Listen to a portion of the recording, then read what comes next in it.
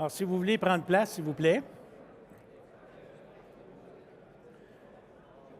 Donc, bienvenue au deuxième panel de notre track, excusez l'anglicisme, Entreprise 4.0. Donc, à 9h30 ce matin, pour ceux qui y étaient, on a eu une conférence de Mme Damour, M. Roy, puis de Mme Dubé qui mettaient la table.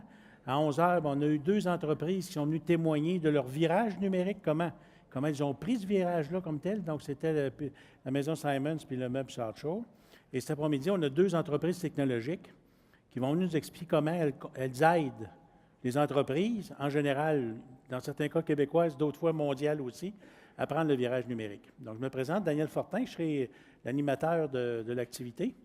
Alors, vous avez sur les deux écrans la référence ou l'adresse, parce que cet après-midi, comme ce matin à 11h, ce n'est pas vraiment une conférence pure. Donc, il va y avoir deux présentations d'une quinzaine de minutes, 15-20 minutes, et on garde le dernier 20-25 minutes pour recevoir vos questions, vos commentaires, qu'on redonne aux panélistes. Donc, ça montre aussi quel genre de préoccupations que vous avez. Puis, dans certains cas, on va sortir de ce qu'ils nous ont présenté. D'autres fois, on va creuser ce qu'ils nous ont présenté. Mais ce n'est pas grave, sentez-vous bien à l'aise. Donc, c'est sur Twitter, c'est sur le hashtag GIC 2017. Et il s'agit de commencer votre message par E40, qui est l'entreprise 4.0, parce qu'au travers du fil complet, ça nous permet aux gens qui ramassent vos messages de les capter puis de me les relayer via SMS pour que je puisse les remettre. Donc, cet après-midi, on a deux entreprises. On a la compagnie Ledartech. Ledartech qui a été, qui est, je pense, de plus en plus connue, qui s'est spécialisé dans la technologie du LIDAR, donc le radar optique. Alors, c'est M. Charles Boulanger qui va nous parler tout à l'heure. Il est le président-directeur général. Puis, il a eu le malheur de faire un financement de 136 millions il y a 3 semaines, je pense, ou 4 semaines. 135? 130 millions. Donc, pour être capable de développer l'entreprise. Et on a M. Hugues Foltz, qui est de la firme Optel, qui est vice-président au service professionnel et Industrie 4.0 ou Entreprise 4.0. Donc, cette entreprise-là a pris ça. Alors, les autres aussi sont dans le domaine optique, mais d'une façon différente comme telle. Alors, donc, vous allez avoir les deux présentations en cascade. Puis, à fur et à mesure que vous avez des questions, des commentaires, vous les envoyez sur le fil Twitter. Sans plus tarder, la vidéo. Merci.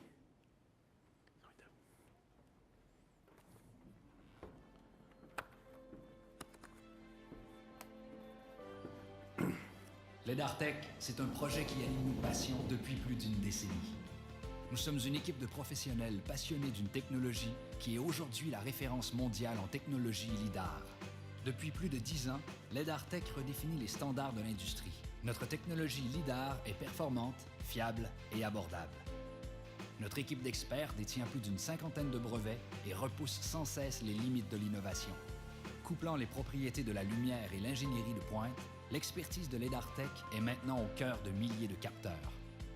Aujourd'hui, nous sommes au-devant des innovations qui contribuent au développement des véhicules autonomes et des systèmes de transport intelligents. Notre expertise en optique, en électronique et en traitement de signal est reconnue mondialement et établit les standards de l'industrie. Avec des millions d'heures d'opération dans tout type d'environnement, la technologie de Ledartech a fait ses preuves. Notre objectif est de transformer la vie des gens en réduisant les accidents automobiles pour sauver des vies et aussi de réduire le trafic urbain et la pollution dans nos villes. Cette expertise est développée chez nous, au Québec. Ensemble, nous créons une solution qui permet une détection et une mesure d'objets inégalée et nous continuerons à le faire demain. Nous sommes fiers de propulser à l'international la technologie LIDAR du Québec. Nous sommes les experts en technologie LIDAR.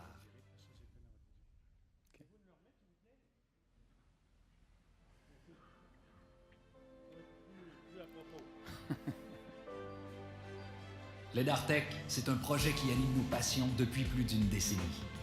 Nous sommes une équipe de professionnels passionnés d'une technologie qui est aujourd'hui la référence mondiale en technologie LIDAR. Depuis plus de 10 ans, Ledartech redéfinit les standards de l'industrie. Notre technologie LIDAR est performante, fiable et abordable. Notre équipe d'experts détient plus d'une 50aine de brevets et repousse sans cesse les limites de l'innovation. Couplant les propriétés de la lumière et l'ingénierie de pointe, l'expertise de Ledartech est maintenant au cœur de milliers de capteurs. Aujourd'hui, nous sommes au-devant des innovations qui contribuent au développement des véhicules autonomes et des systèmes de transport intelligents. Notre expertise en optique, en électronique et en traitement de signal est reconnue mondialement et établit les standards de l'industrie. Avec des millions d'heures d'opération dans tout type d'environnement, la technologie de LiDARTech a fait ses preuves. Notre objectif est de transformer la vie des gens en réduisant les accidents automobiles pour sauver des vies et aussi de réduire le trafic urbain et la pollution dans nos villes. Cette expertise est développée chez nous, au Québec. Ensemble, nous créons une solution qui permet une détection et une mesure d'objets inégalée et nous continuerons à le faire demain. Nous sommes fiers de propulser à l'international la technologie LiDAR du Québec. Nous sommes les experts en technologie LiDAR.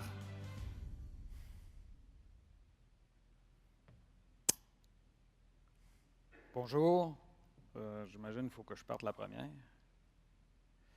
Alors, bonjour, merci beaucoup. Merci, on a eu un petit glitch technique. On va essayer de corriger ça. Alors, je vais vous commencer une présentation globalement pour vous expliquer un petit peu qui est LiDARTech, qu'est-ce qu'on fait, comment on s'intègre dans l'industrie 4.0. On n'est pas nécessairement quelqu'un qui implante l'industrie 4.0, mais on croit qu'on va permettre le développement de l'industrie 4.0 de façon assez significative par ce qu'on fait. Alors, LiDARTech, vous l'avez vu un petit peu dans la vidéo, on est maintenant un joueur reconnu à l'échelle mondiale dans le domaine du LiDAR. Un LiDAR, essentiellement, pour vous décrire ce que c'est sans rentrer dans des détails techniques, c'est un peu comme un radar ou un sonar, sauf que ça utilise la lumière au lieu d'utiliser soit des ondes radio ou du son. Le DAR est pour Detection and Ranging et le LI est pour Light versus RA pour Radio Wave ou SO pour Sound. Essentiellement, donc c'est ce que c'est, je vous garde ça très simple, on envoie les ondes lumineuses qui reviennent sur les objets. L'entreprise a été fondée en 2007, un spin-off, j'ai vu Jean-Yves tout à l'heure, Jean-Yves de Lino. L'entreprise a été pendant un certain temps à faire diverses choses, on s'est lancé plus vers l'automobile, je vais vous expliquer pourquoi dans quelques minutes, il y a quelques années. Vous avez vu sur la vidéo qui a été prise il n'y a pas si longtemps que ça, on était une trentaine, on est maintenant déjà 90 d'ailleurs. Et donc, ça bouge passablement de notre côté. Une technologie qui est très bien protégée, 58 brevets, 44 déjà qui sont accordés. On en ajoute d'ailleurs, on va en acheter 4 ou 5 cette année encore. Et on a plusieurs fournisseurs internationaux, autant du côté fournisseur que du côté client maintenant dans notre portfolio, bien qu'on ait toujours une société en plein développement. L'une des choses qui a fait qu'on est allé dans l'automobile, on a réalisé il y a quelque temps qu'on avait une technologie de classe mondiale assez exceptionnelle qui devait aller au marché et on cherchait la façon de l'amener au marché. Pour vous dire un petit peu ce qu'on fait qui est unique chez LiDARTech, ce qui a été développé comme technologie à la base, c'est qu'au lieu d'utiliser le signal lumineux, ce que tous nos concurrents ont fait d'une façon générale, il y a plusieurs types de lidars, disons, mais d'une façon générale, les lidars qui utilisent la lumière pulsée, ils émettent une pulse de lumière, une onde lumineuse, puis reçoivent sur un photodétecteur. C'est strictement analogique et ensuite, évidemment, la quantité d'énergie qui est générée électrique par la transformation sur le photodétecteur avec les photons donne un signal électrique, des distances, des mesures du positionnement. Ce qu'on fait chez LiDARTech, c'est au lieu de travailler avec un signal analogique, on digitalise, on reconstruit complètement l'onde lumineuse digitalement. Donc, on reconstruit point par point, on parle du nanoseconde, effectivement, et on reconstruit complètement les pulsations, ce qui fait qu'on obtient, et on met ça en mémoire, et on a donc tout le signal que le capteur peut voir, entièrement numérisé. Et là, on fait le processing du signal, et on extrait notamment les différenciations quand il y a des objets qui sont proches l'un de l'autre pour les démerger, demerging en français, les séparer. On va, par exemple, éliminer le bruit, on va filtrer des interférences, on va faire toutes sortes de choses, ce qui nous permet d'avoir, notamment comme caractéristique, une sensitivité de l'ordre de 10 fois plus grande que les autres technologies LiDAR, ce qui amène beaucoup d'avantages, notamment celui de faire des LiDAR plus petits, avec des longueurs d'onde qui sont plus développées, qui coûtent moins cher, des composantes moins chères, versus aller vers des systèmes beaucoup plus complexes, beaucoup plus gros, et aussi, évidemment, beaucoup plus coûteux. Alors, on a réalisé qu'amener tout ça, vous allez voir un peu, à un moment donné, je pense que j'ai une slide qui montre un peu ce que c'est qu'un LiDAR. Les premiers étaient pas mal plus gros que ça. Et nous, on est vraiment dans des LiDAR très petits, très pas chers, et qui permettent de démocratiser la technologie, d'arriver donc dans des modèles de mass market. Et ce qu'on a réalisé pour ramener ça au marché, il fallait finalement intégrer le core de notre IP sur un semi-conducteur, parce qu'il y a juste trop de composantes, c'est juste trop cher, sans autrement.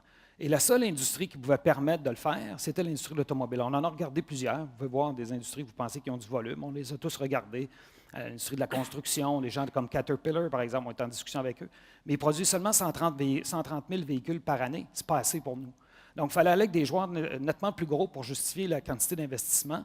Un chip, pour nous, c'est une quinzaine de millions de frais externes, juste pour vous donner une idée, et sans compter nos frais internes. Alors, il fallait aller vers des modèles d'affaires beaucoup plus ambitieux, et c'est là qu'on s'est tourné beaucoup plus vers l'industrie de l'automobile.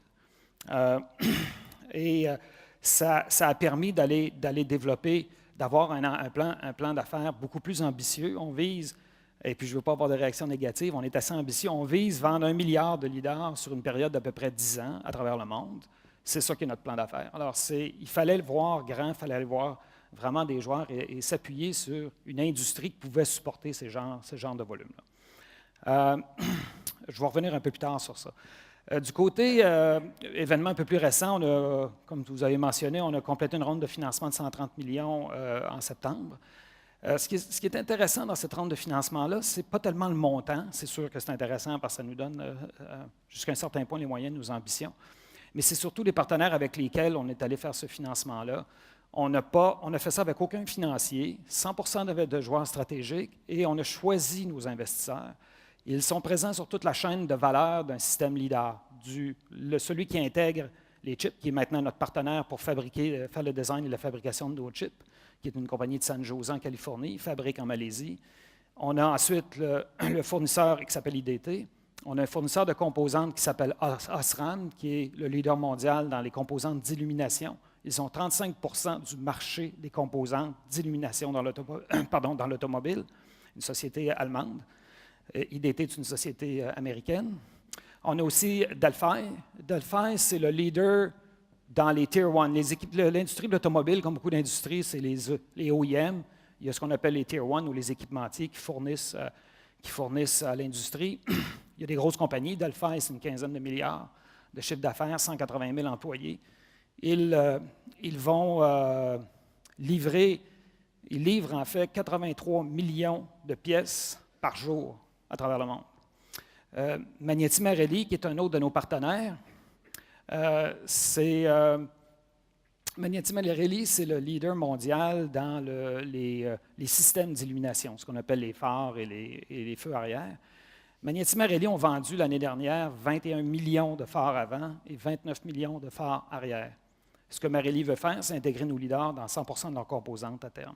Juste pour nous, je vais vous donner une idée, c'est 50 millions d'unités par année de nos systèmes. Et chacun de ces joueurs-là qu'on a amenés au capital, en plus des amenés au capital, on a signé une entente commerciale avec chacun d'eux pour intégrer et mettre au marché notre technologie. Donc, c'est une étape assez importante qui a été franchie, où on passe vraiment à ce qu'on appelle la mise en place d'un mass market ou à la phase d'industrialisation de nos capteurs LiDAR dans le domaine automobile. Dernièrement, on a été nommé, ça a été publié, je pense, la semaine passée, on a été nommé pour 2 prix au Consumer Electronics Show de 2018, un pour Embedded Technology, donc technologie intégrée sur circuit intégré, et Intelligent Vehicle et Self-Driving Technologies, je pense, quelque chose comme ça. Alors, on a deux technologies, on va voir si on reçoit les prix, mais c'est juste pour vous dire comment la technologie, notre technologie qui a été développée ici à Québec, est reconnue maintenant à travers le monde. Ça n'aurait pas été possible d'avoir les investisseurs qu'on a, leur engagement non seulement en argent, mais surtout leur engagement commercial. C'est encore plus, je vous dirais, plus important que leur engagement en argent, parce que eux, c'est leur time to market qui met en péril. Et le time to market, comme vous le savez, c'est toujours crucial dans bien des industries. Donc, ils parient sur notre technologie pour aller au marché dans les véhicules de plus en plus autonomes. On va en reparler un peu plus tard. Je vais juste me prendre un peu d'eau, pardon. Alors, nous, comment on joue dans l'industrie 4.0? Comme je vous mentionnais il y a 2 minutes, on n'est pas vraiment dedans. Nous, on va produire finalement relativement peu à Québec.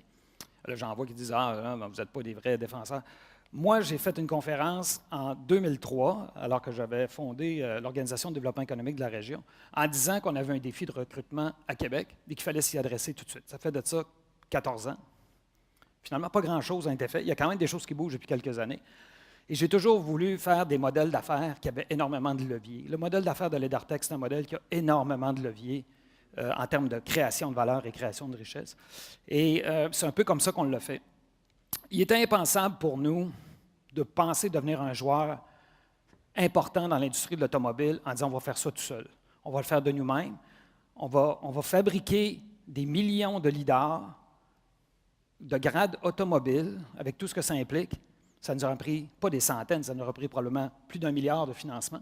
Puis ça nous aurait pris 10 à 15 ans à arriver là. On aurait manqué l'opportunité de marché essentiellement. Donc, on est allé vraiment plus sur un modèle de partenariat où on maintient le brain, donc on a intégré notre technologie sur des circuits intégrés, comme je vous mentionnais il y a 2 minutes, qui sont le brain de tout système LIDAR, qui fonctionne, ce qu'on appelle des LIDAR-based LIDAR, qui fonctionnent avec nos LIDAR Core, qui sont vendus avec un reference design complet et un support d'ingénierie pour accélérer le time to market de nos clients, qui sont principalement des équipementiers, qui sont les intégrateurs dans les systèmes plus complexes. Et donc, nous, où on joue essentiellement dans toute l'industrie 4.0 ou tout ce qui est de l'intelligence artificielle, nous, essentiellement, notre focus, c'est la perception. C'est là qu'on est maître, c'est dans ça qu'on joue. Et la perception, si vous parlez des gens qui font des systèmes complètement intégrés où l'intelligence artificielle entre en jeu, mais toute la numérisation, la perception, c'est clairement un des aspects importants. Je ne dis pas que c'est le seul ou l'essentiel, je ne veux pas mettre un degré d'importance, mais si on ne perçoit pas, c'est difficile de prendre des décisions, même si on a un bon système de processing à l'arrière. La perception, c'est donc primordial. Mais la perception, je peux vous dire que ça vient à un coût de data processing phénoménal. C'est vraiment très impressionnant. Et c'est l'une des barrières aujourd'hui pour que les autos plus autonomes, juste pour vous rassurer, tout ce que vous lisez dans les journaux, qu'il va y avoir des véhicules autonomes en 2020, je ne dis pas qu'il n'y en aura pas, ça va être des prototypes, mais on est au moins en 2030, 2035 avant que vous voyez des véhicules autonomes, juste pour vous rassurer. Mais ça va monter en ramp-up très rapidement vers les niveaux 3, puis après ça, du niveau 4, peut-être à partir de 2025-2027. Mais niveau 5, vous allez attendre sûrement 2030, 2035, peut-être 2040.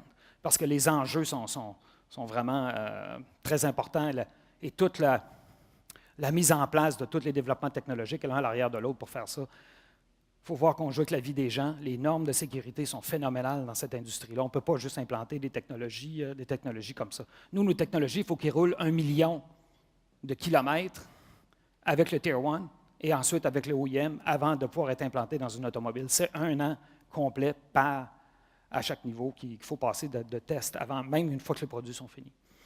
Alors, la perception, ce que ça va amener, évidemment, c'est le développement accéléré de capteurs de performance accrue. Dans l'automobile, nécessairement, c'est nécessaire. Évidemment, j'ai parlé du capacité de traitement. Juste vous donner une idée au niveau des aspects limitatifs, nous, on a une technologie, je vous expliquais il y a 2 minutes, qui digitalise le signal lumineux au lieu de traiter un signal analogique.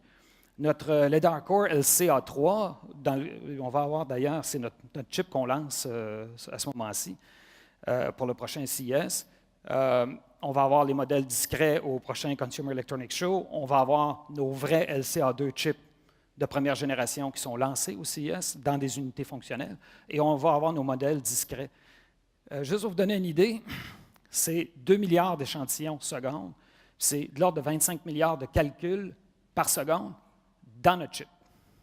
C'est une technologie de 28 nanomètres, pour vous donner un peu une idée, et c'est énormément de processing. Nous, le choix qu'on fait, quand vous regardez, juste pour démontrer un autre lidar, les lidars typiques qu'on voit, c'est les lidars que vous avez vus sur les Google Car ou les Waymo, qui sont des lidars scanners là, qui scannent. Ça génère à analyser 1,3 million de points secondes par capteur. Et pour maintenir un très bas frame rate. Frame rate, c'est la vitesse un peu d'interprétation que vous êtes capable de faire. L'un des enjeux des systèmes comme ça, justement, c'est en moyenne, on estime qu'il va y avoir 4 à 6 lidars par véhicule. Et il va falloir avoir une densité de points plus importante, nettement de 10 à 100 fois plus importante que ce que les lidar scanners font aujourd'hui. Alors, vous multipliez au carré cette capacité de processing-là. Il y a comme une incompatibilité entre la quantité de traitement qu'il y a à faire et les performances des sensors.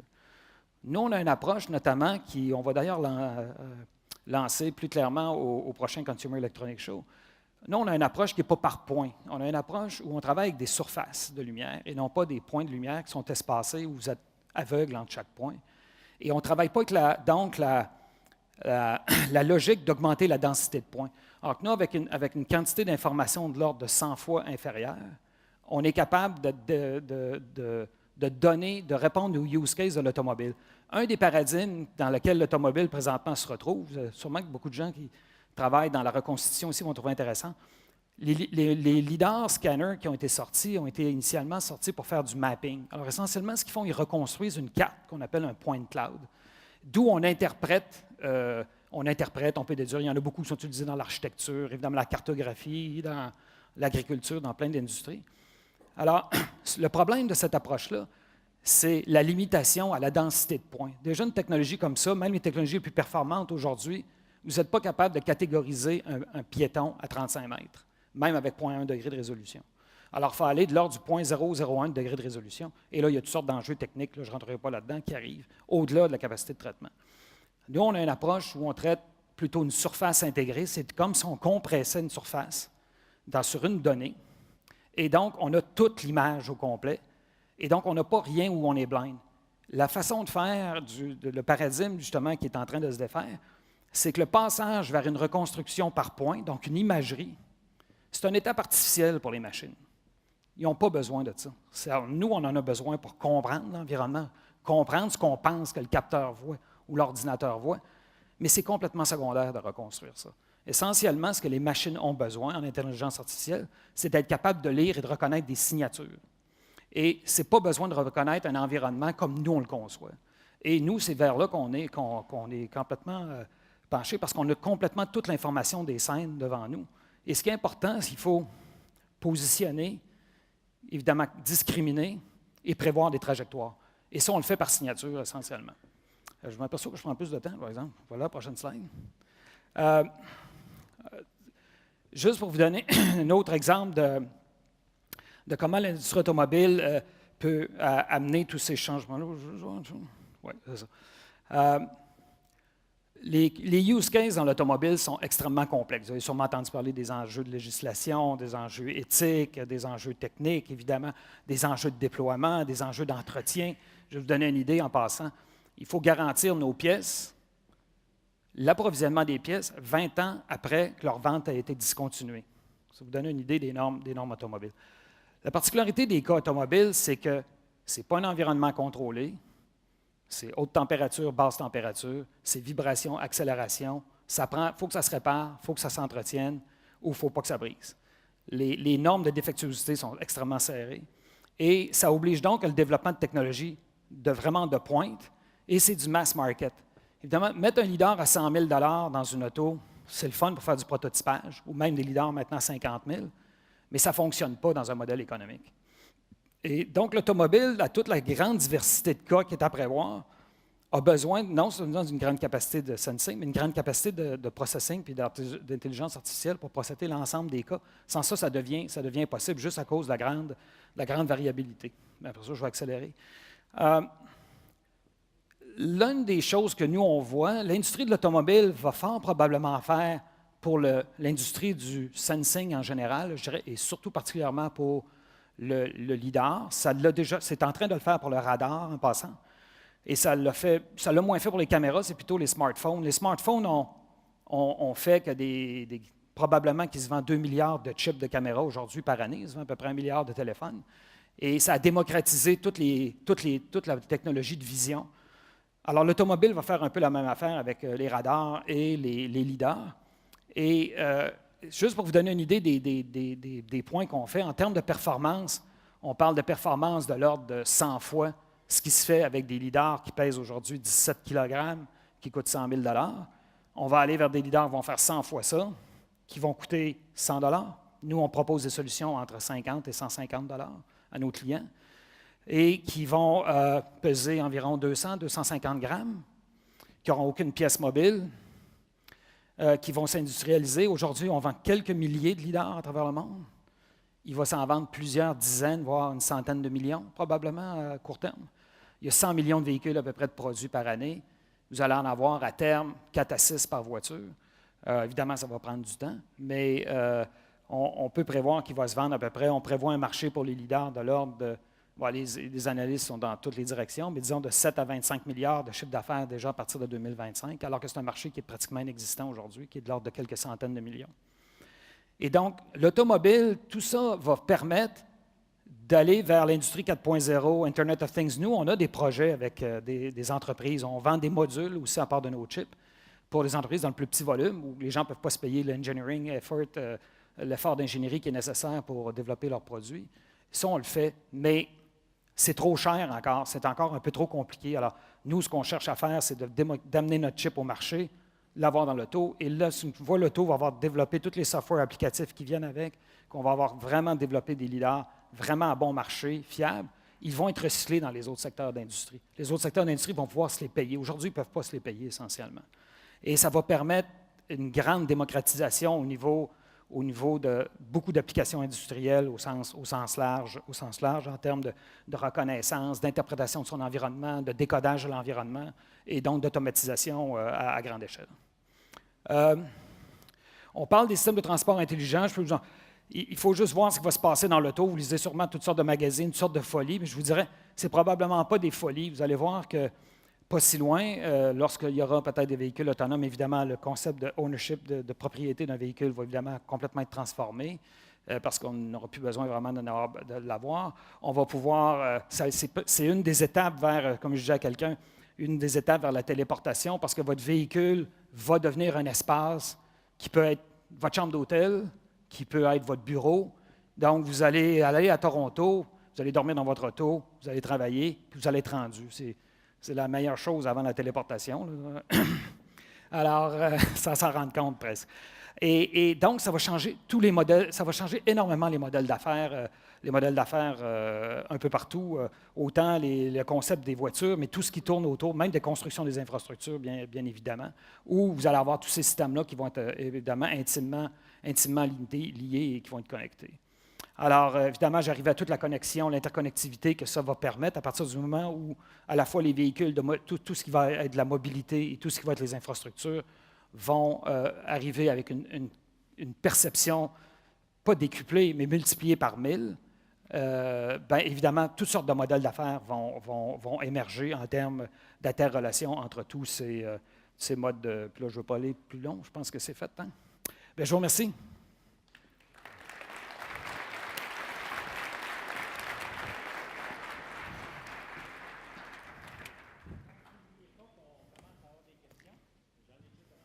Monsieur Boulanger. Donc, sans plus tarder, M. Faust.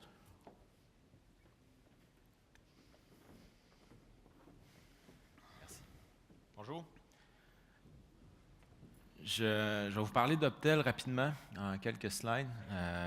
On est chanceux, Optel, on a eu une visibilité assez incroyable dans la dernière année.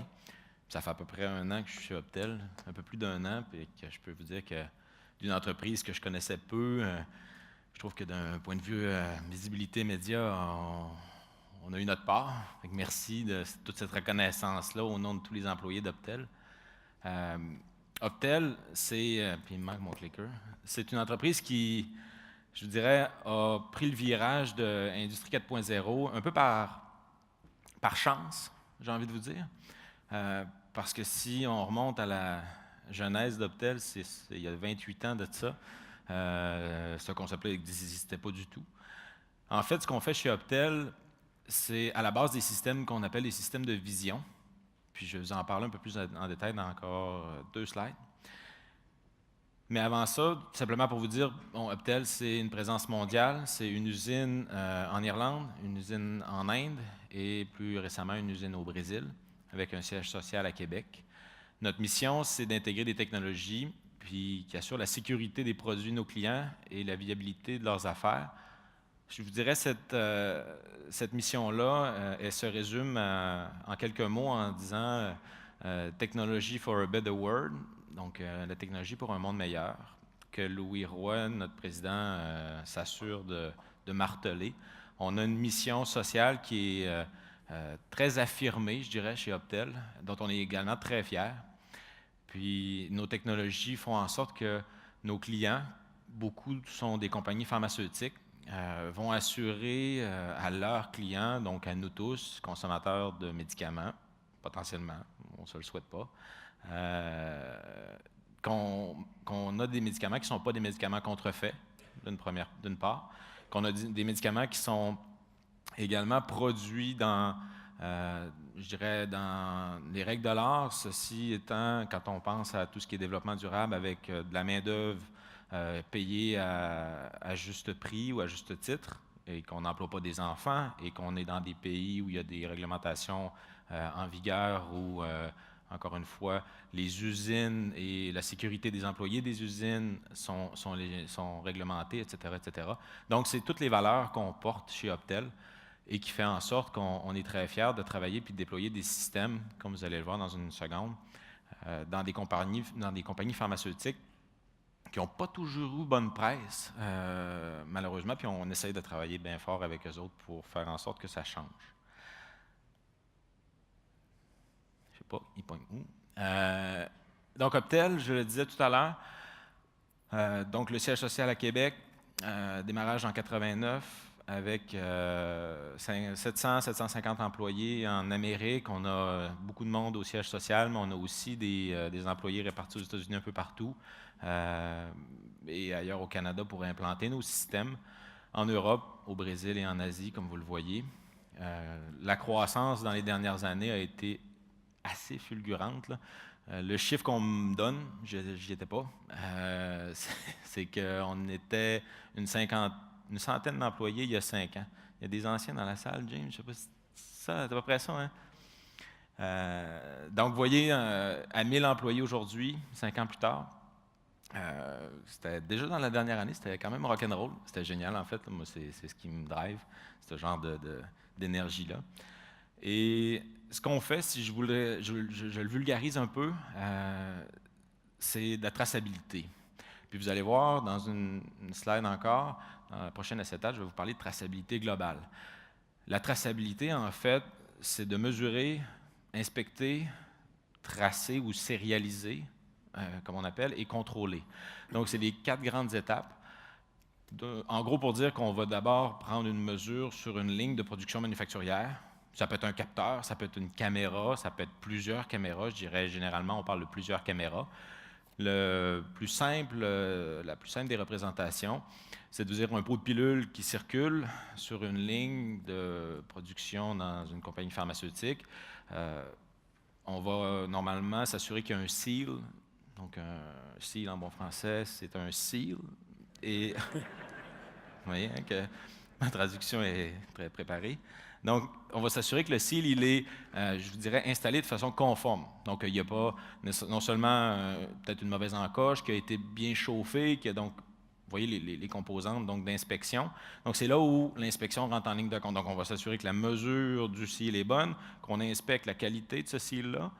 Et on a une notion de traçabilité où on va également numéroter le fameux pot de pilule. Donc, cette sérialisation-là, c'est de dire qu'on va donner un numéro unique au pot de pilule qui va faire référence à la batch, donc au numéro de lot de ce pot de pilule, à l'usine, etc., etc. Donc, avec beaucoup, beaucoup d'informations qu'on va retourner à des instances gouvernementales qui font, je dirais, qui préservent ces informations-là et qui, lorsque nécessaire, par exemple, dans le cas d'un rappel, on a un médicament qui a un problème puis on veut bien évidemment protéger la population, on fait un rappel de médicament. On n'a qu'à regarder dans la base de données pour faire le rappel, on est capable d'identifier où est-ce que les pots de pilules ont été distribués. Donc, d'une usine en particulier, toute la chaîne, je dirais la supply chain, donc la chaîne logistique qui s'ensuit, on est capable de la remonter. Donc, c'est ça qu'on fait chez Optel. Et bien évidemment, il y a tout le côté contrôle, donc contrôle de performance. C'est ce qui, je vous dirais, a été un peu la pierre angulaire de mon rôle, puis de ce qu'on offre maintenant comme service chez Optel en termes d'industrie 4.0, puis vous allez rapidement comprendre pourquoi. Sur une chaîne, et c'est bien évidemment une représentation assez sympathique d'une usine qui n'existe pas, on va se le dire, mais qui pourrait très bien exister et fabriquer à peu près n'importe quoi.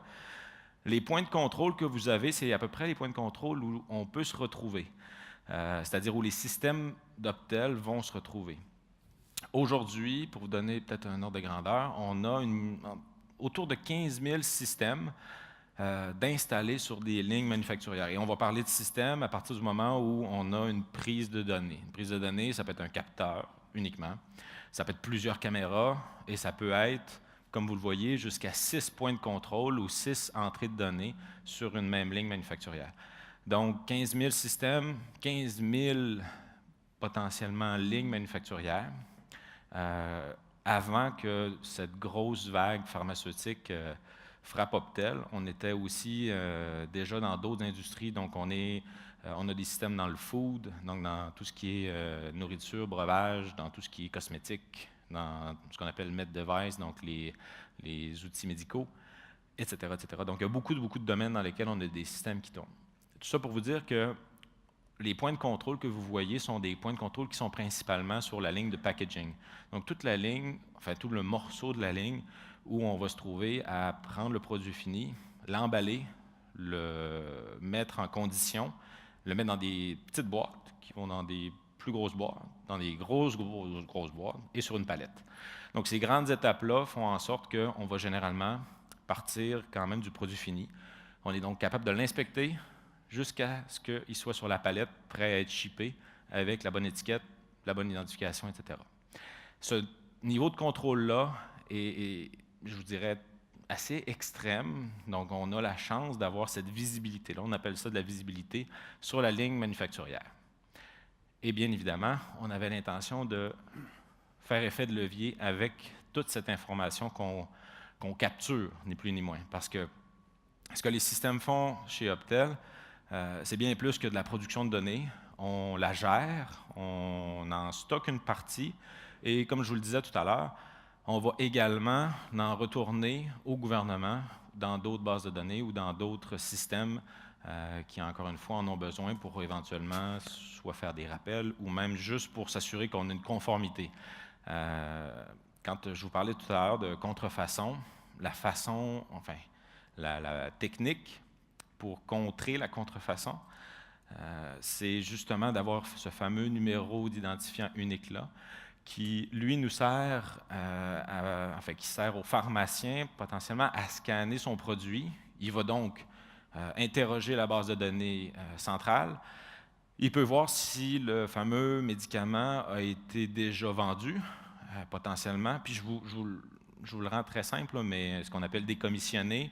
Donc, le pharmacien peut voir si la bouteille, grosso modo, de médicament qu'il a dans les mains, c'est bel et bien la bonne bouteille. Parce que dans certains pays, malheureusement, il y a des copies. Il y a toutes sortes de techniques qui existent, là. Dites-vous que c'est des milliards de dollars. Je dirais, ces économies de contrefaçon. Donc, c'est des gros c'est des forces très puissantes qu'il faut contrer, et on est chanceux d'être dans des pays comme en Amérique du Nord et dans tous les pays où on est présent, justement, où ces lois-là sont en train de rentrer en force. Si je reviens à la traçabilité globale, ça signifie que on est normalement, quand on va parler de traçabilité globale, et je vais vous avouer que c'est encore assez rare qu'on va pouvoir dire qu'une industrie ou un produit bénéficie de traçabilité globale, parce que la traçabilité globale signifie qu'on part de la matière première. Prenons l'exemple de la mine. Donc, on part d'une mine où on va extraire la toute première matière première jusqu'au consommateur. Une fois qu'on a cette traçabilité globale-là, on est normalement en mesure de faire, je dirais, ce qu'on va appeler l'économie circulaire. Donc, d'appliquer un principe d'économie circulaire, qui est un principe qui est relativement nouveau aussi. Nouveau, non, mais dont on commence à avoir des projets qui sont concrets chez Optel, et un peu partout dans le monde, c'est des projets qui commencent à voir le jour. C'est-à-dire qu'on va s'assurer de faire une gestion des déchets et des pertes tout au long de la chaîne manufacturière, donc tout au long de la supply chain. Et la chaîne d'approvisionnement, bien évidemment, c'est beaucoup de transformation pour arriver jusqu'au consommateur. Si on trace notre matière première et toutes les étapes de notre produit, ce qu'on assure, c'est la confiance. Donc, le premier point que vous avez, c'est donc de certifier que votre produit est un produit de qualité tel que vous l'escomptez Et bien évidemment, c'est aussi sa provenance, c'est les personnes qui l'ont construite ou qui l'ont fabriquée, etc., etc. Donc, il y a toute une notion de confiance qui est très importante en traçabilité globale. Le deuxième volet, c'est la fameuse récupération. Quand je vous parlais des wastes, donc tout le gaspillage, c'est vrai dans les métaux, c'est vrai dans les aciers. Il y a beaucoup de cas de figure, puis il y a beaucoup de beaux cas, en fait, qui ont été faits dans les dernières années. Mais un des cas qui était intéressant, c'était Ford qui parlait d'économie circulaire dans une conférence aux États-Unis, puis qui disait, nous, on est consternés d'avoir une production d'autant de voitures. Peut-être qu'un jour, ça va... Dartec, ce serait une filiale que vous pourrez ouvrir, mais d'avoir autant de moteurs de voitures qui sont construits depuis toutes ces années. Puis ces moteurs de voitures-là se retrouvent, une fois la fin de vie utile de la voiture arrivée, dans des cours à scrap, de leur propre nom. Et on n'est pas capable de récupérer le moteur en question. Je dirais l'aluminium du moteur, on s'entend, c'est de l'aluminium de Ford qui vient des fonderies de chez Ford. Et d'aucune façon, on est capable de dire à Ford, voici votre moteur, récupérez-le, refondez-le, puis refaites-en un neuf. Pas possible. La raison est fort simple, c'est qu'il n'y a pas d'identifiant. Donc, on a un numéro de série sur la voiture, on a beaucoup de numéros un peu partout, on a beaucoup d'identifiants, mais on n'a pas une traçabilité suffisante qui vient garantir à Ford qu'il ne va pas contaminer, puis qu'il ne va pas contaminer tout un lot d'aluminium et ou faire tout un lot de moteurs qui ne seront pas bons. Donc, c'est un exemple qui est assez extrême, mais si vous le reprenez, puis honnêtement, on y rêve, là, et on croit vraiment qu'on va se rendre là. Mais dans un contexte de traçabilité globale, cette notion de récupération, c'est comme ça qu'elle s'applique. C'est qu'on est capable de certifier que ce que vous allez récupérer a vraiment et bel et bien cette provenance-là. Donc, on s'assure d'une qualité associée. La réaffectation, la raréfaction plutôt des ressources premières, bien, c'est toute cette notion. Vous n'êtes pas sans savoir, il y a dans nos téléphones intelligents, on a une tonnes de matières rares. En fait, on a beaucoup dans les toutes dernières nouveautés électroniques. À chaque fois qu'ils nous en sortent une, on gruge notre capital de matières rares. Et je dirais ces éléments rares-là vont s'épuiser d'ici les 15 à 20 prochaines années. Oui, probablement, ils vont trouver des remplacements, enfin des produits de remplacement. Mais clairement, c'est aussi quand on regarde ce qui se passe dans les pays pauvres, où on a des jeunes qui vont fondre, des enfants, j'entends, là, qui vont fondre des cartes informatiques pour récupérer de l'or et les produits, justement les métaux rares dans l'informatique ou dans les cartes informatiques. Mais c'est également associé à ça, c'est d'utiliser des produits de seconde main, de développer des technologies pour pouvoir dire on a dans tel téléphone potentiellement tous ces éléments-là à récupérer. Et même Apple s'est engagé, on verra s'ils le feront, à sortir une génération de téléphones dans les prochaines années qui sera à 100% recyclée, à 100% fait de matière recyclée. Bon, vous cherchez sur Internet, là, vous allez voir, ça n'a pas fait de grand bruit. Ils l'ont dit, on a hâte de le voir, mais on y croit, honnêtement. Et c'est clairement des initiatives comme ça qu'on croit qui vont faire aussi une différence, bien évidemment. Valorisation des produits. Le client sait maintenant pourquoi il paye. Donc, on a toute une certification, les fameux sceaux de bio. Imaginez-vous tous les sceaux que vous avez, tout ce qui identifie votre produit. La preuve et la démonstration que c'est bel et bien des sceaux qui sont reconnus. Sans la traçabilité, ça devient très, très difficile de s'y retrouver. Ça a été des études et ça a été largement publicisé il y a quelques années pour tout ce qui est justement vert, green, bio. Donc, tout le monde s'approprie un peu la thématique. C'est très vrai dans des produits. Quand on va parler de contrefaçon aujourd'hui, il faut s'imaginer qu'on va chercher des produits qui sont donc des produits authentiques et où on a une preuve, encore une fois, qu'ils ont été faits dans un contexte de développement durable et où on a peut-être des valeurs associées à ça et encore une fois, dans l'esprit où on veut préserver notre planète. L'optimisation de la productivité, le dernier mais non le moindre, c'est que ce qu'on fait dans nos lignes, quand je vous parle de capteurs et de sensors, grosso modo, on produit de la donnée. On produit de la donnée. Imaginez-vous un feed vidéo. Bien, pour capturer l'image, pour analyser la qualité du fameux seau, qui est le seal de tout à l'heure, de notre bouteille de pilule, c'est une vidéo HD, donc c'est un feed vidéo qui génère des gigabytes de données. En gros, quand nous, on l'utilise, on vient récupérer, quand vous allez le voir, des logs bien précis et on est capable d'analyser la performance de notre ligne de production manufacturière et bien évidemment de l'améliorer par la suite. Les buzzwords d'Industrie 4.0, ils sont nombreux. Chez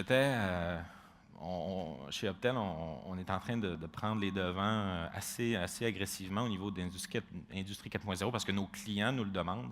Pour être très honnête, je disais tout à l'heure au tout début qu'on est chanceux parce qu'on a tous ces capteurs-là sur toutes ces lignes de production manufacturière-là dans des entreprises qui ont peur des technos ou qui ne veulent pas en entendre parler. Alors là, on leur dit, ou ils ont déjà constaté, vous savez, vous n'avez rien à implanter, tout est déjà en place, vous avez les systèmes, tout ce qui nous reste à faire, c'est se connecter, et une connexion qui existe déjà en plus, puis on va pouvoir vous fournir, en analysant le flux de données, des statistiques que vous allez avoir de la difficulté à croire. Donc, c'est un peu dans cet esprit-là que je dis qu'on est chanceux chez Optel. Après, à ça, vous pouvez coller toutes les buzzwords que vous voulez, du impression 3D qui est très réelle et qui fonctionne. J'étais un des plus dubitatifs par rapport à ça. Moi, je trouvais que c'était un peu de flafla finalement chez Optel. On en produit des spare parts, donc des pièces de remplacement avec une imprimante 3D. Tout ce qui est robotique, tout ce qui est advanced manufacturing, mais vous avez du matériel avancé, donc tout ce qui est réalité virtuelle et réalité augmentée. Nos clients utilisent aujourd'hui des Google Glass. Ça a été commercialisé, pour ceux qui en doutent, ça a été fait, mais uniquement pour le commercial. Donc, toutes ces technologies-là sont maintenant disponibles et rentrent en ligne de compte. Donc, quand on parle d'Industrie 4.0, c'est pas que les données, c'est pas que de l'information et d'analyse de data. C'est beaucoup de techno appliquées à un contexte d'affaires, à un milieu industriel, dans notre cas. Mais ça a été dit ce matin, il y avait des très bonnes conférences ce matin. C'est tout aussi vrai dans un modèle de service, c'est tout aussi applicable dans des modèles de service. Il y a un beau vidéo j'ai oublié le nom bien évidemment, mais une compagnie qui installe des ascenseurs. Allez voir sur Internet comment ils ont connecté tout le réseau d'ascenseurs. C'est Core, est-ce quelqu'un qui a le nom par cœur? C'est Code, c'est ça, merci. Donc, c'est génial de voir comment ils ont intégré, parce qu'en fait, c'est ça, Industrie 4.0, si on tente de le définir aujourd'hui, c'est la 4e révolution industrielle. C'est ça, tout le monde, je n'ai pas fait l'intro, mais j'imagine que tout le monde est au courant de ça. Donc, ça fait référence à la 4e révolution industrielle, et la seule distinction qu'on fait entre la 3e et la 4e révolution industrielle, c'est qu'aujourd'hui, on dit que tous les objets sont connectés ou interconnectés. Donc, c'est la seule et unique distinction, parce que les ordinateurs, c'était la 3e. Et donc, à la 4e, on doit faire un effet de levier avec le fait d'avoir tous ces outils-là ou ces objets-là interconnectés.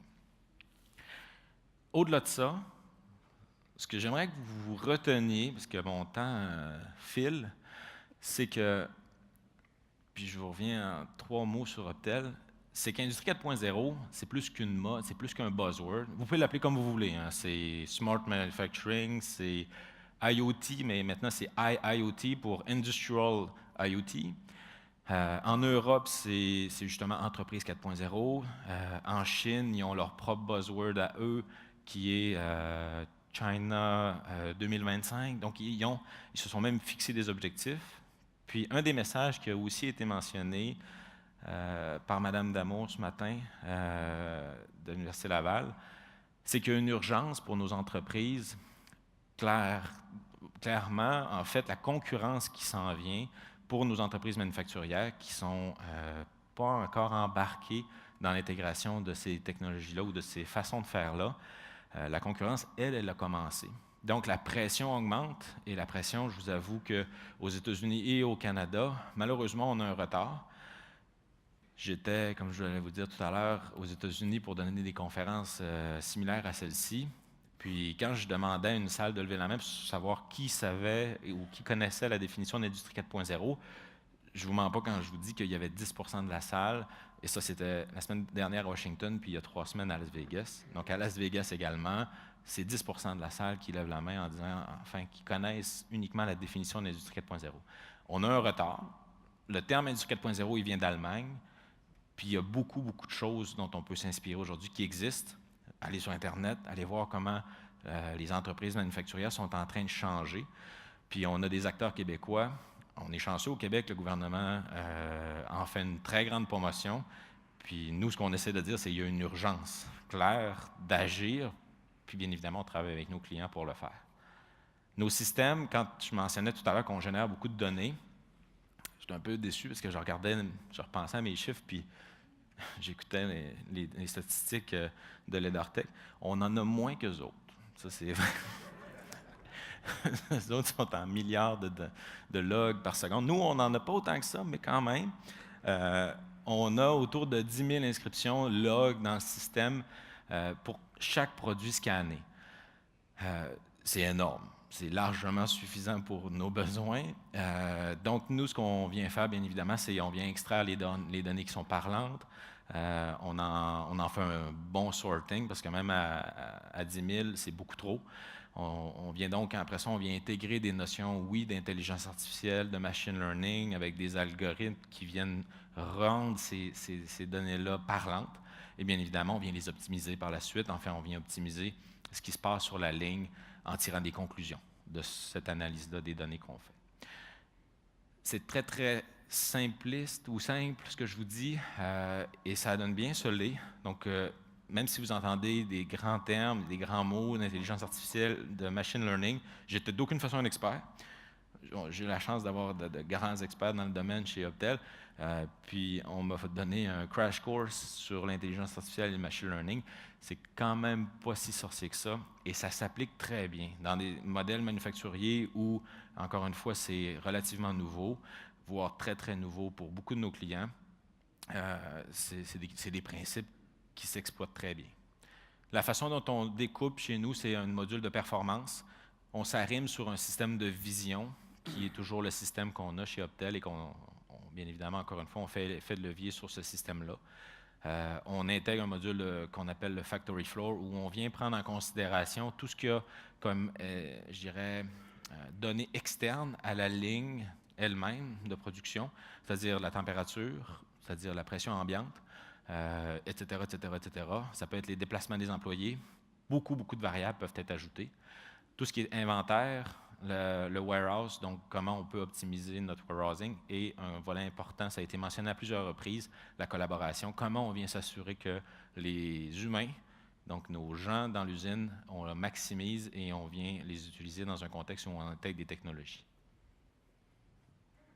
Je termine sur celle-ci. On a créé un événement. Nos clients nous ont demandé de créer un événement. On a créé Industrie 4.0 Think Tank. Il doit y en avoir une autre, non? Donc, ça dit peu de choses, mais si vous allez sur le site web, c'est Industrie 4.0 Think Tank. Ce n'est pas la bonne slide que je pensais qu'on vous avait mis, mais c'est à Chicago, 31 janvier, 1er février prochain. On a des conférenciers. C'est pas pour faire concurrence à Logique, mais il y a des conférenciers qui ont été réunis justement pour en parler, parce qu'aux États-Unis, il y a vraiment un besoin, je dirais, de plus grande sensibilisation, connaissance là-dessus. Un data scientist de chez Apple, Pfizer est là, Johnson & Johnson a déplacé un expert d'Irlande. Un super agenda. Fait que je vous invite à aller à vous inscrire si ça vous intéresse, si vous voulez en savoir plus. Merci. Merci.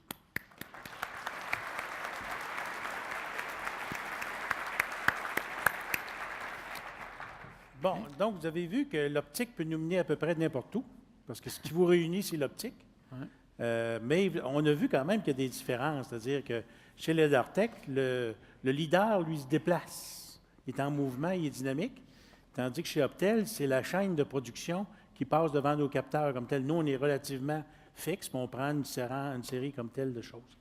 Alors, mais ça sert à beaucoup de choses déjà. On a vu que l'EDARTEC, c'est surtout parce qu'il y a des questions de modèle d'affaires, on va s'en dire. Ça prend de la volumétrie pour faire de la business. Dans les deux cas, là, on parle de l'alimentation, le pharmaceutique, l'automobile, les systèmes intelligents. Mais il y a une question qui m'est arrivée par rapport à ça, c'est si on se met à rêver, puis on sort de ces deux domaines-là, parce que vous avez des domaines dans lesquels vous êtes bien implantés, celle-là. Dans 5 ans, là, si on se met à rêver et à fabuler, ça pourrait être quoi? L'industrie 4.0 ou on s'enflamme? Et le leader et Optel.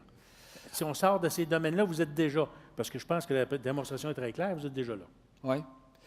Bien, écoutez, comme j'ai fait allusion dans ma présentation, nous, ce qu'on vise dans notre modèle d'affaires, c'est on a regroupé des partenaires autour pour l'intégration dans l'automobile. Ce que je n'ai pas mentionné ici, c'est qu'on a aussi monté ce qu'on a appelé le LEDAR écosystème. Donc, nous, on a mis en place l'écosystème dans le domaine du LIDAR, des fournisseurs de composantes autour de nous. On a parmi tous les meilleurs fournisseurs de composantes au monde qui développent des composantes pour aller sur notre brain. L'idée derrière ça, c'est de vraiment développer tout l'écosystème pour avoir des leaders qui peuvent se démocratiser dans tous les types d'industries. Évidemment, et puis vous allez en retrouver, dans 5 ans, vous allez commencer à en retrouver, que ça va commencer à se démocratiser à partir du moment où on va arriver avec les générations de chips qui vont permettre, en fait, on arrive avec ça cette année, en 2018.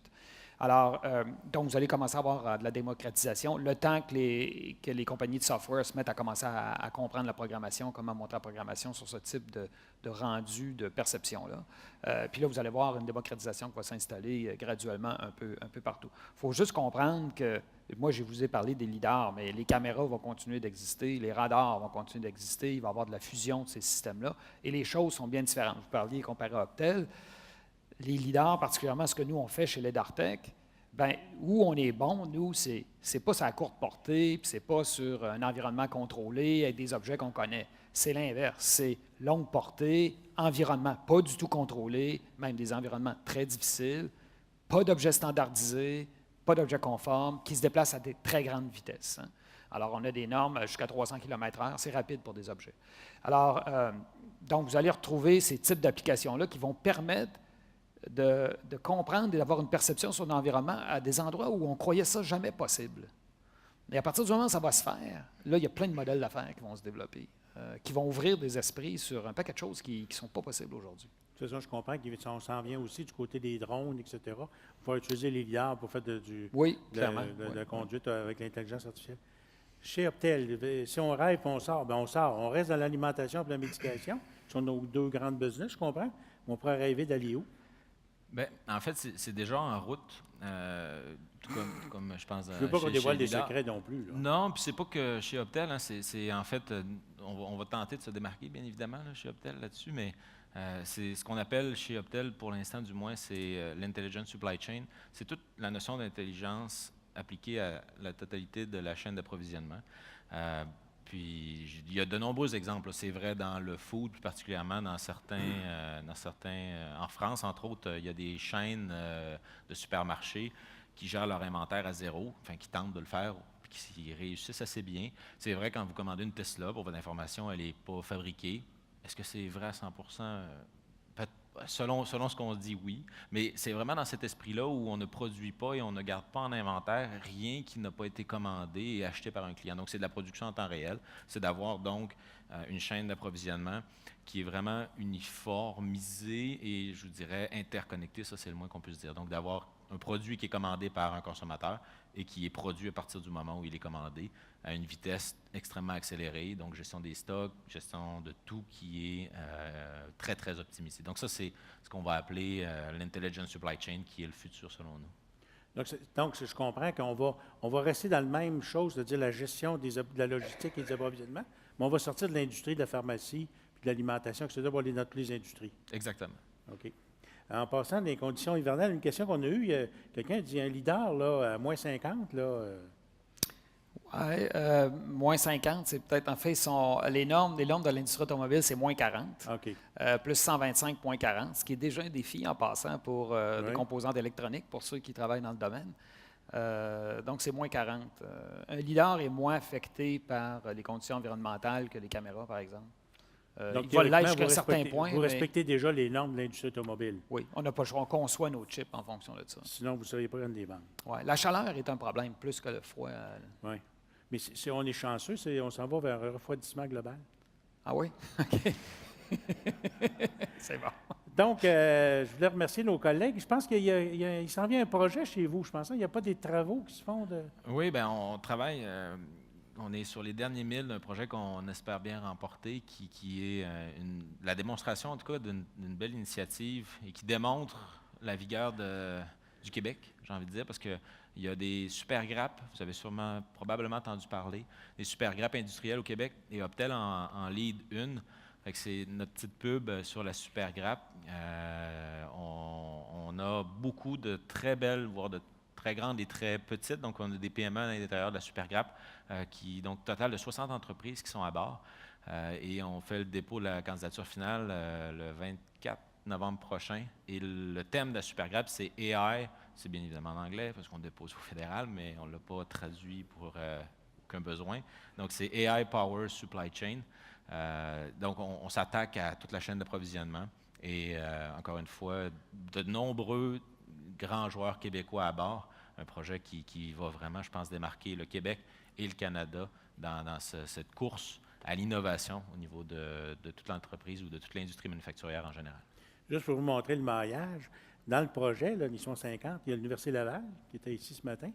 Il y a la Maison Simons, qui est partenaire. On serait surpris, parce que là, on voit des technologies optiques assez flamboyantes, mais on voit qu'il y a des gens dans différentes industries, dans différents secteurs, qui se retournent autour de ça, parce qu'on est en train vraiment de prendre le virage. Je pense qu'on le conceptualise, on pense que c'est loin, mais moi, la conclusion depuis ce matin, c'est de dire, c'est pas si loin que ça, c'est à nos portes, on est peut-être déjà dedans, puis peut-être que la conclusion, c'est ceux qui ne sont pas dedans, ils vont faire comme Sears. Hein? Donc, merci à nos deux conférenciers, nos deux panélistes comme tels. Je vous invite à monter, en sortant d'ici, il y a une pause santé, et à 3h30, il y a une remise de prix, puis à 3h45, c'est Louis Taitu qui va nous parler justement de l'intelligence artificielle dans la salle principale. Merci infiniment.